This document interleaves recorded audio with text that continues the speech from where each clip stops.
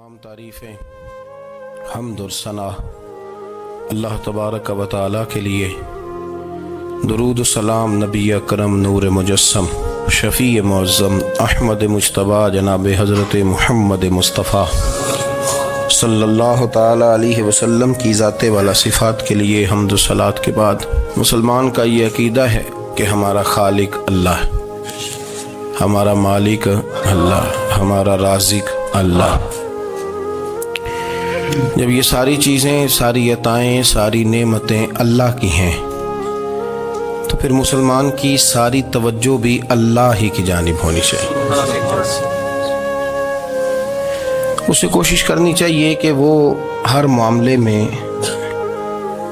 हर मसले में, हर परेशानी में अपनी तवज्जो अपने रब करीम की जानिब मबजूल रखे। इंसान जब अपने इल्म पर भरोसा करने लगता है या अपनी अकल पर भरोसा करने लगता है या अपने ताल्लुकात पर भरोसा करने लगता है या अपनी दौलत पर, माल पर, सेहत पर, तो एक बहुत बड़े धोखे का शिकार हो जाता है। और इंसान जब इंसानों पर भरोसा करने लगता है तो फिर अल्लाह ताला उसे बाज़ौक़ात इंसानों के सुपुर्द कर देता है, इंसानों के सुपुर्द। और बहुत सारे ऐसे लोग भी होते हैं जो रब करीम को भूलते हैं और वो अपनी सारी तवज्जो इंसानों की तरफ, दुनिया की तरफ, दुनियादारों की तरफ कर लेते हैं। तो अल्लाह ताला फरमाता है फिर मैं उन्हें ये सज़ा देता हूँ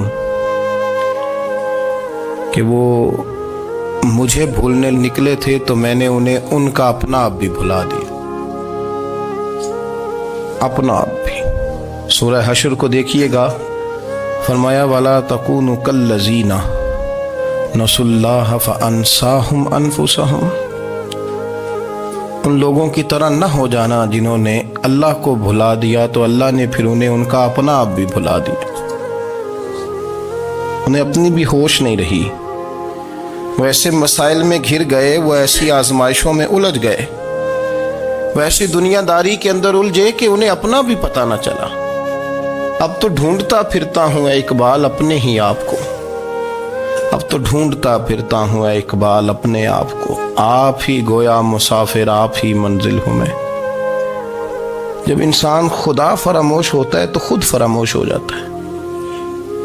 हमारा बड़े ज़माने से तकिया है, कभी अमेरिका पर, कभी यूरोप पर, कभी बरतानिया पर, कभी मालदारों पर, कभी असले वालों पर। उसका नुकसान ये हुआ कि अपना कोई वजूद नहीं रहा, अपना कोई नज़रिया नहीं रहा, अपनी को सोच नहीं रही।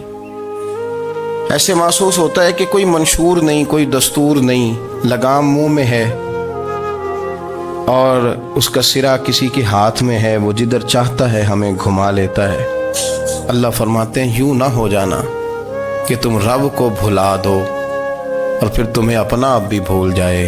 उलाइका हुमुल फासिकून, फरमाया ये वो लोग हैं जो नाफरमान है अल्लाह के, ये नाफरमान है। जब ये नजरिया बन गया, जब ये जहन बन गया कि पैदा अल्लाह ने किया है, देना अल्लाह ने है, अता करने वाला अल्लाह है, नवाजने वाला अल्लाह है, तो फिर सारी तवज्जो दुनियादारों की तरफ रखना, मैं अल्लाह वालों की तरफ तवज्जो रखने का कायल हूँ, मैं वो समझता हूँ, हम उस चीज़ के कायल हैं। लेकिन वो भी कोई आस्ताना है कि जहाँ हक मुर्शद का नारा तो बड़ा लगे पर रब का नाम ही ना सुनने को मिले। ये भी कोई बात हुई कि जहाँ ये तो नारा जोर से लगे कि जीवे जीवे मुर्शद जीवे, लेकिन इस्तिगफार का दर्स ही ना मिले। जहाँ हर वक्त ये बताया जाए कि यहाँ आ गए तो बच गए, कैसे बचेंगे? मेरे रसूल पाक अलैहिस्सलाम का दरवाज़ा सबसे बड़ा दरवाज़ा है, हुजूर का दरवाज़ा सबसे बड़ा दरवाज़ा है। लेकिन मेरे दोस्तों याद रखना, नबी पाक अलैहिस्सलाम ने भी लोगों को जब रास्ता दिखाया है तो रब करीम का रास्ता दिखाया है, अल्लाह का रास्ता दिखाया, अल्लाह करीम का रास्ता दिखाया, लोगों रब की तरफ तवज्जो कराई। मेरे रसूल करीम सैयद आलम सल्लल्लाहु ताला अलैहि वसल्लम ने लोगों की अल्लाह की जानिब तवज्जो कराई और लोगों से ये कहा कि वो अपने रब करीम की जानिब अपना जहन रखें, अपनी तवज्जो अपने अल्लाह की जानिब मबजूल करें। मेरी बात को अच्छे तरीके से समझिएगा, इल्म अल्लाह तबारक व तआला अता करता है, تو اسے اللہ کی عطا ہی سمجھنا چاہیے۔ کچھ لوگوں کے پاس علم ہوتا ہے پر علم نافع نہیں ہوتا، وہ ٹامک ٹونجا مارتے رہتے ہیں ساری زندگی۔ علم کو اللہ کی عطا سمجھیں، اپنی عقل پر اپنے شعور پر زیادہ بھروسہ نہ سمجھیں، نظر اللہ پہ رکھیں۔ حضرت مولا علی شیر خدا کرم اللہ تعالی وجہہ الکریم سے کسی نے پوچھا تھا بڑا عالم کون ہوتا ہے؟ ہمارے ہاں تو اب وہ والے عالم پائے جاتے ہیں نا، اللہ ماشاءاللہ، جو ممبر پہ بیٹھتے ہیں تو دعوے ہی دعوے ہیں، ممبر پہ بیٹھتے ہیں تو دعوے ہی دعوے ہیں۔ اس طرح کے عالم ہمارے ہاں پائے جاتے ہیں، وہ ہر بات میں دعویٰ کرتے ہیں، میں یہ کر دوں گا، میں وہ کر دوں گا۔ یہ مزاج علماء کا نہیں۔ حضرت علی المرتضیٰ سے کسی نے پوچھا بڑا عالم کون ہوتا ہے؟ فرمایا بڑا عالم وہ ہوتا ہے کہ جسے مسئلے کا پتہ نہ ہو تو وہ کہہ دے مجھے نہیں پتا، میں پتہ کر کے بتاؤں گا، غلط بات بیان نہ کرے۔ امام مالک سے کسی نے کوئی مسئلہ پوچھا تو آپ فرمانے لگے مجھے اس سوال کا جواب نہیں آتا، ہمارے بزرگ سمجھاتے کیا ہے؟ وہ کہنے لگا آپ اتنے بڑے امام ہیں تو اس سوال کا جواب نہیں آتا۔ آپ فرمانے لگے اگر مجھے ہر سوال کا جواب آتا پھر تو میں خدا ہوتا، مجھے ہر سوال کا جواب نہیں آتا، مجھے تو اتنا آتا ہے جتنا میرے رب نے مجھے عطا کر دیا ہے۔ اپنی نظر اللہ پہ رکھیں، نکل آئیں اس معمے سے باہر کہ میں کوئی بلا ہوں، مجھے بڑا پتہ ہے، میرے پاس 6 ڈگریاں ہیں، مجھے 10 جگہ پہ تدریس کا شغف حاصل ہے، اس سے نکلیں باہر۔ قرآن مجید دیکھیے گا، اللہ تعالیٰ نے ارادہ قدرت فرمایا کہ میں حضرت آدم کو بناؤں گا، پھر بنانے کے بعد فرمایا فرشتوں سجدہ کرو آدم کو، سب نے سجدہ کیا الا ابلیس ابا واستکبر وکان من الکافرین، سب نے سجدہ کیا سوائے ابلیس کے، اس نے انکار بھی کیا، تکبر بھی کیا اور کافروں میں سے ہو گیا۔ تو یہ جب اللہ تعالیٰ نے سجدہ کرایا تو کیسے کرایا؟ اللہ تبارک و تعالیٰ نے نا حضرت آدم کو علم سکھایا خود، وعلم آدم الاسماء کلہا، خود اللہ فرماتے ہیں کہ میں نے جناب آدم علیہ السلام کو تمام اشیاء کے نام سکھائے، سب اشیاء کے نام سکھائے۔ تو وہ چیزیں پھر میں نے نا، اللہ فرماتے ہیں میں نے فرشتوں پہ پیش کی، میں نے کہا کہ بتاؤ ان کے نام کیا ہے، تو فرشتوں نے جو جواب دیا ہے وہ سمجھنے والا ہے۔ اللہ نے چونکہ خود علم سکھایا تھا حضرت آدم کو، جناب آدم سکھایا تھا، لیکن فرشتوں کو نہیں سکھایا تھا۔ تو اللہ کریم نے فرمایا فرشتوں اب یہ بتاؤ ان چیزوں کے نام کیا ہیں؟ تو فرشتے کیا کہتے ہیں؟ فرشتے عرض کرتے ہیں قالوا سبحانک لا علم لنا۔ آپ کبھی یقین کریں اس چیز کی لذت لیں تو مزہ آ جائے۔ کہا قالوا سبحانک، کہنے لگے تو پاک ہے، قالوا سبحانک، کہنے لگے تو بھئی آدم علیہ السلام کو نام سکھا لیے، پھر فرشتوں کے سامنے وہ چیزیں پیش کر کے کہا ان چیزوں کے نام بتاؤ، تو فرشتے کیا کہتے ہیں؟ کہتے ہیں قالوا سبحانک، تو پاک ہے، لا علم لنا، ہمارے پاس کوئی علم نہیں، الا ما علمتنا، ہمیں تو اتنا پتہ ہے جتنا تو نے ہمیں سکھا دیا، ہمیں تو اتنا پتہ ہے جتنا تو نے ہمیں، لا علم لنا، ہمارے پاس کوئی علم نہیں ہے، اتنا ہی پتہ ہے جتنا تو نے ہمیں سکھا دیا ہے، اس سے زیادہ ہمارے پاس علم۔ اور یہ کیوں تو نے ہمیں جتنا سکھایا اتنا پتہ ہے؟ فرشتے یہ نہیں کہتے یا اللہ تو زیادہ سکھا، آدم کو دیا تو ہمیں بھی دے، یہ نہیں فرمایا، فرمایا انک انت العلیم الحکیم، اے اللہ تو علم والا بھی ہے اور حکمت والا بھی ہے، تجھے پتہ ہے کس کو کتنا دینا ہے، جتنا تو نے مناسب سمجھا جناب آدم کو دیا، اور جتنا تو نے بہتر سمجھا وہ تو نے ہمیں عطا فرمایا۔ تو اگر آپ کے پاس علم ہے، کہیں نالج ہے، اس کو اللہ کی عطا سمجھیں۔ ہمارے ہاں بہت سارے لوگ بن کے بیٹھ جاتے ہیں، میں اکثر کہتا ہوں کہ پھر وہ دعوے کرتے ہیں میرے علاقے والے جاہل ہیں، میرے شہر والے جاہل ہیں، میرے خاندان والے پڑھے نہیں۔ یہ آپ کا دعویٰ ہے، یہ آپ کو خراب کر دے گا۔ ہم نے بہت سارے ایسے لوگ دیکھے جو بہت بڑے عالم تھے، لیکن اللہ جب لینے پہ آیا تو عقل ہی لے گیا، شعور ہی چلا گیا، حافظے ختم ہو گئے۔ آپ دیکھتے ہیں بڑھاپے میں کچھ لوگ ایسے ہوتے ہیں کہ جن کو یہ بھی یاد نہیں رہتا کہ میرا نام کیا ہے، میں کہاں ہوں، مجھے کدھر جانا ہے۔ تو اس وقت سے اللہ کی پناہ مانگیں اور اپنی نظر اپنے رب کریم کی جانب رکھیں، اللہ کی جانب اپنی نظر کو مبذول رکھیں۔ دوسری بات، علم کے بعد ایک چیز آتی ہے جس کا نام ہے ہدایت،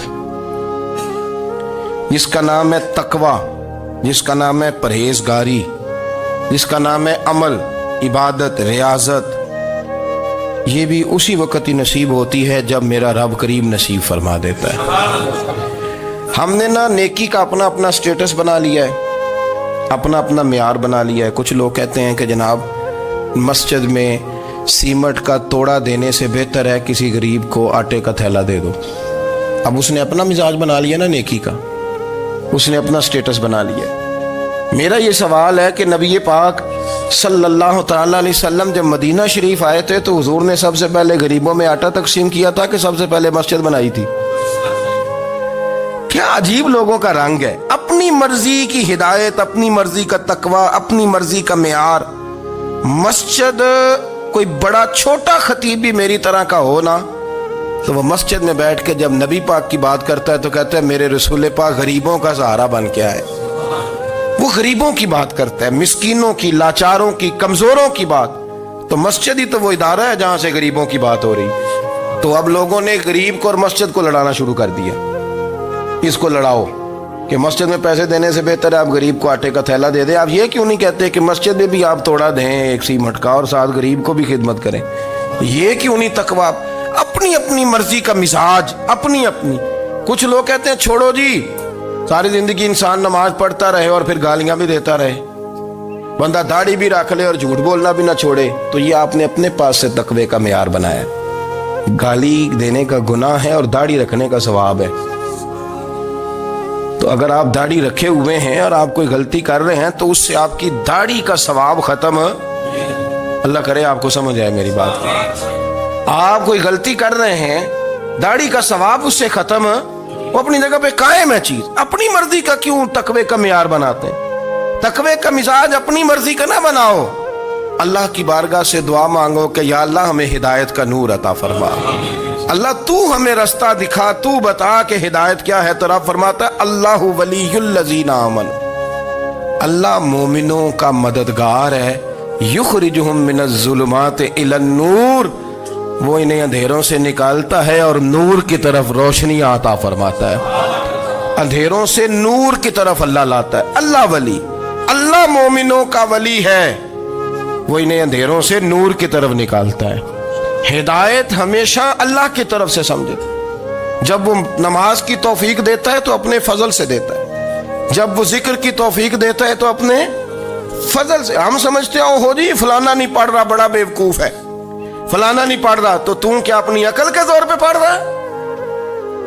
میں جی اللہ کے فضل سے 2 سپارے پڑھتا ہوں، تو کس پہ احسان کرتے تو 2 سپارے پڑھ کے رویا کر کہ اگر مالک تو بڑا قریب نہیں۔ بڑے لوگ ہیں جن کو پورا قرآن حفظ ہے پر انہیں پڑھنے کی توفیق نہیں، تو انہیں فضل کیا اور مجھے توفیق دے دی ہے پڑھنے۔ رویا کر، پڑھ کے رویا کر، راتی ساری کر کر زاری، وہ نیند اکھاں تھی توندے تے فجرے اوہی گناہگار کہاون سب تو نیوے ہوندے۔ مہربانی کریں، ڈریں، نیکی کریں تو پھر ڈریں، پھر احساس پیدا کریں، پھر اپنے اندر وہ کمزوری لائیں کہ توبہ توبہ مجھے تو پتہ ہی نہیں، تو جانتا ہی نہیں۔ حضرت سیدنا امام اعظم ابو حنیفہ رحمۃ اللہ تعالی علیہ کے ساتھ ایک شخص کہتا میں نے نماز پڑھی تو عشاء کی نماز تھی۔ یہ جو لوگ بڑے ہوتے ہیں نا،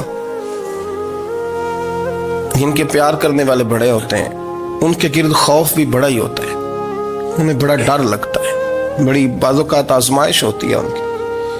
عشاء کی نماز کہتے پڑھی تو امام صاحب نے نا عشاء کی نماز میں تلاوت کی آیتیں فَمَن يَعْمَلْ مِثْقَالَ ذَرَّةٍ خَيْرًا يَرَهُ وَمَن يَعْمَلْ مِثْقَالَ ذَرَّةٍ شَرًّا يَرَهُ، فرمایا جو ذرہ برابر خیر کرے گا وہ بھی قیامت میں دیکھے گا، اور جو ذرہ برابر شر کرے گا وہ بھی قیامت میں اس شر کو دیکھے گا، اس کے سامنے آئے گا۔ تو وہ شخص کہتا ہے کہ سارے لوگ نماز پڑھ کے چلے گئے تو امام صاحب رحمۃ اللہ علیہ نے اپنی داڑھی پکڑی، رو رہے ہیں، کہتے ہیں وہ ذرہ برابر نیکی کا بدلہ دینے والے، وہ ذرہ برابر شر پہ سزا دینے والے میری سفید داڑھی کو دیکھ، مالک میرے ذرے ذرے سامنے نہ لانا، لوگ تو میری بڑی قدر کرتے ہیں دنیا، میں تو بڑا پہچانا جاتا ہوں، لوگ تو میری راہوں میں پھول لیے کھڑے ہوتے ہیں، مجھے بڑا نوازتے ہیں، قیامت میں رسوا نہ کر دینا، میرے لیے مشکل ہو جائے گی۔ وہ کہتے ہیں میں نے امام صاحب کا درد دیکھا، مجھے کوئی کام تھا تو میں چلا گیا، میں نے کہا کہ وہ اس وقت اللہ کے حضور حاضر ہیں تو میں دوبارہ آؤں گا، کہتے میں تہجد کا وقت آیا تو امام صاحب وہیں بیٹھے تھے اور ان کی داڑھی آنسوؤں سے بھری ہوئی تھی اور زور سے داڑھی پکڑی ہوئی، کہنے لگے مالک رسوا نہ کر دیں، قیامت میں رسوا نہ کر دیں۔ یار جو ہدایت یافتہ لوگ تھے وہ تو ڈرے ہوئے تھے، وہ تو سہمے ہوئے تھے، وہ تو کہتے تھے یہ اس کا فضل نہیں، اس نے بلا لیا، یہ اس کا کرم نہیں۔ حضرت بایزید بستامی کسی کافر کو دیکھتے تو رو پڑتے، کہتے مالک تو کتنا قریب ہے، یہ بے ایمان رہ گیا، تو نے اپنے فضل سے مجھے اپنے نبی کا غلام بنا لیا، وہ رو پڑتے۔ یہاں تو لوگوں کا دعویٰ ہی بڑا ہے، نمازی اللہ خیر فرمائے وہ تو دوسروں کو گھورتا ہے، وہ کہتا ہے جنت کا میں مالک ہوں، کنجیاں میرے پاس ہیں، میں کسی اور کو گھسنے نہیں دوں گا، اور اگر 2-3 حج کر لے تو پھر تو وہ کہتا ہے کہ اب میرے سے پوچھ کے لوگ جنت میں جائیں گے معاذ اللہ، اور اگر وہ 2 4 5 7 دفعہ کوئی نفل پڑھ لے تو پھر وہ کہتا ہے چھوڑیں جی سارے لوگ بے عمل ہیں، میں اکیلا نیک ہوں۔ نہ ایسا کریں، اپنی توجہ اپنے رب پہ رکھیں، اپنی توجہ اپنے معین الملت والدین، عطائے رسول، ہند الولی، غریب نواز، خواجہ معین الدین چشتی، حضرت خواجہ اجمیر، شاہ اجمیر، شاہ اجمیر، والی ہندوستان، آخری عمر میں نا سارا دن روتے گزر جاتا، ساری رات روتے گزر جاتے، ذرا سی کوئی بات کرتا تو رو پڑتے، آنکھیں آنسوؤں سے بھری رہتی۔ کئی دفعہ اپنے بھی پریشان ہو جاتے ہیں نا کہ یار تو ایک بات کی جان ہی نہیں چھوڑ رہا، تو خواجہ قطب الدین صاحب بختیار کاکی سے لوگوں نے کہا کہ آپ مرشد سے بات کریں، اتنا بھی تو نہیں نہ رونا چاہیے، ہر وقت اس کے آنسو کی کریے، عاشق دا کام ہی رونا تونا، تبھی نہ رویوں نہیں منظوری، یہ عاشق سدا ہی روندا رہندا ہے، پاویں وصل ہوئے تے پاویں دوری، ہر وقت رونے کا کیا مطلب ہے؟ تو خواجہ قطب صاحب کہتے ہیں میں قریب گیا تو میں نے پیر دبائے، میں نے کہا سونیا لوگ تو کچھ بھی نہیں کرتے، تو نے تو کمال کر دیا، 90 لاکھ آدمی مسلمان کر دیا، دنیا کچھ نہیں کرتی، تو نے 50 سال ساری رات مسلح پہ بیٹھ کے رب راضی کیا، تو شہزادہ تھا، حضور کی اولاد تھا، لیکن معین الدین تیرا ایک پلاٹ بھی نہیں، تو نے طالب علم پالے، انہیں غریبوں کو دیا، انہیں نوازا، کوئی شے نہیں تیرے پاس، ہر چیز تو نے، ساری رات روتے ہو، سارا دن روتے ہو۔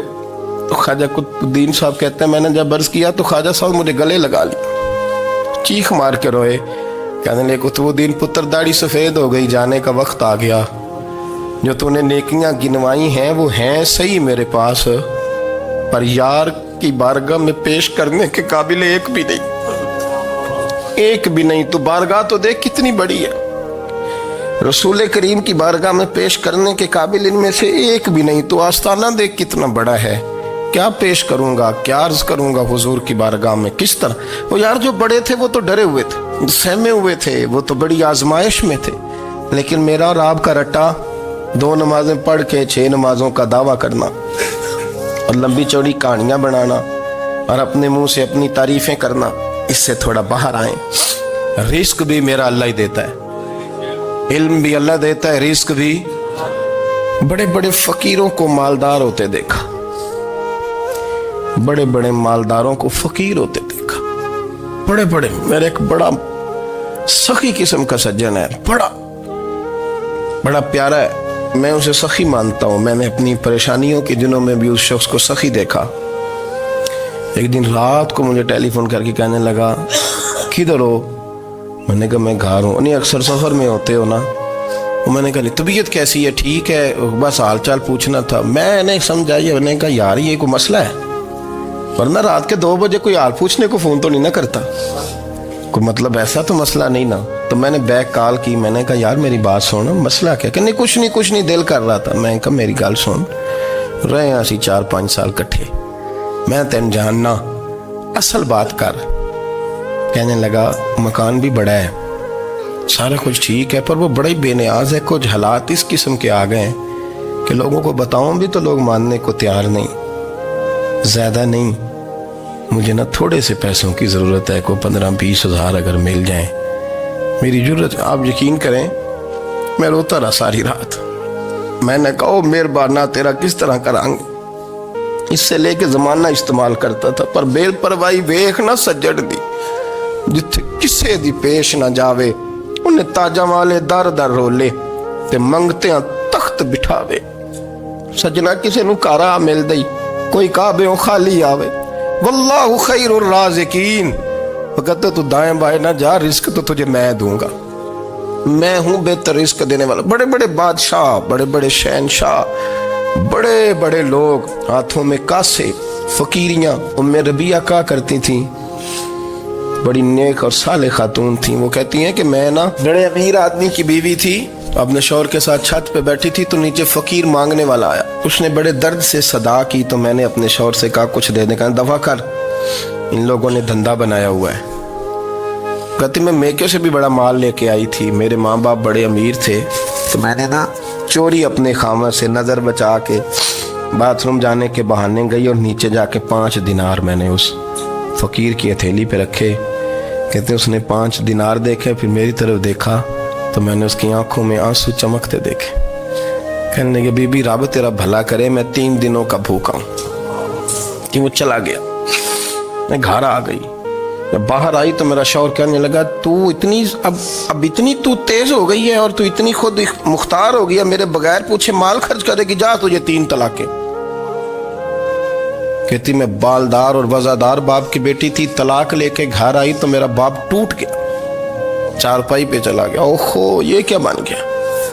کہتی بڑی تکلیف رہی.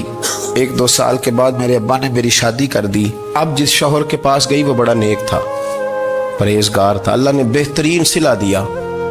کہتی چھت پہ بیٹھی تھی، دروازے پہ فقیر آیا، میں نے شوہر سے کہا کچھ دے دوں. کہنے لگا 5 نہ دینا، 15 دینا، 20 دینا، میں فقیر ہوں، میں نے فقر سے دولت دیکھی ہے، اسے خالی نہ لوٹانا. کہتی ہے کہ میں نیچے گئی اور جب میں نے اس کی طرف دینار بڑھائے تو میری چیخ نکلی، پیسے پھینک کے میں بے ہوش ہو کے گری. میرا شوہر نے آ کے اٹھایا، اندر لے گیا، پانی منہ پہ چھڑکا. کہنے لگا تجھے کیا ہوا؟ کہنے لگے یہ جو مانگنے آیا یہ میرا پہلا شوہر تھا، وہی تھا جو کہتا تھا کہ تو 5 دینار دے آئیے جا، تجھے 3 طلاقیں. پڑھو نا حدیث پاک. میرے نبی پاک علیہ السلام نے فرمایا ایک بندہ گنجا تھا. گنجا کوئی ترتیب آگے پیچھے ہو جائے تو مفہوم کے لحاظ سے، لیکن میں مفہوم اس کا واضح کرتا ہوں. ایک گنجا تھا، کوئی شے نہیں تھی، سر پہ بال بھی نہیں تھے، رویا کرتا تھا. اللہ تعالیٰ نے فرشتے کو بھیجا، تجھے کیا چاہیے؟ تو کہنے لگا بال آ جائیں اور تھوڑا مال آ جائے. فرشتے نے ہاتھ پھیرا تو بال بھی آ گئے تو بکریاں بھی آ گئیں، لائنیں لگ گئیں، مال ہی مال ہو گئے. دوسرے کے پاس گیا، وہ کوڑا تھا، اس کو جا کے کہا کیا چاہیے؟ کہنے لگا شفا ہو جائے اور کچھ اللہ تعالیٰ آسانی کر دے. شفا بھی ہو گئی، گائیں بھی دے دی، بھینسیں بھی دے دی، مال ہی مال ہو. پھر ایک کے پاس گیا، وہ اندھا تھا، تجھے کیا چاہیے؟ اس نے کہا آنکھیں ملنے اور کچھ ساتھ اللہ مال دے دے. اونٹ ہی اونٹ ہو گئے. جب بڑا نواز دیا تو پھر مالک نے امتحان لینے کا ارادہ کیا.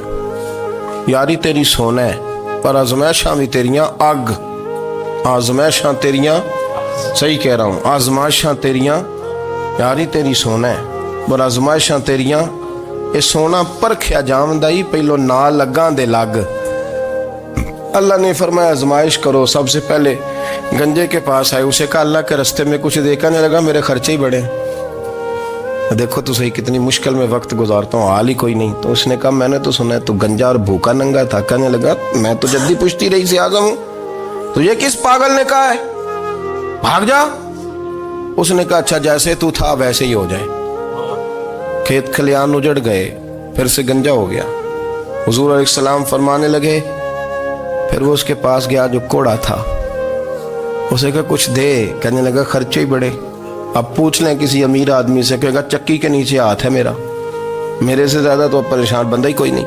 کیا بتاؤں آپ کو، اتنا ٹیکس ہے، اتنا جرمانہ ہے، فلانی شے، بڑا کچھ گنواتے ہیں لوگ. اس نے کہا میں نے تو سنا تو پہلے کوڑا تھا. اس نے کہا جا دوڑ جا، میں تو رئیس اعظم ہوں، دادا بھی پردادا بھی اور ساری نسل ہی. اس نے کہا اچھا جیسے تو تھا ویسے ہی ہو جائے. پھر وہ گیا اندھے کے پاس اور جا کے کہا اللہ کے نام پہ کچھ دے. تو کہنے لگا رب کے نام پہ؟ یہ کھڑے ہیں اونٹ، جتنے تیرے دل کرے لے جا. اس نے کہا کیا معنی اس بات کا؟ کہنے لگا یار تجھے کیا بتاؤں، میں تو اندھا تھا، میں نے تو کبھی دنیا دیکھی نہیں تھی. پھر اس کریم نے فضل کیا تو مجھے بڑا کچھ دکھایا. میں کیا بتاؤں، میرا دل کر رہا ہے کہہ دوں کہ پھر اس نے کعبہ دکھایا، پھر اس نے روضہ رسول دکھایا،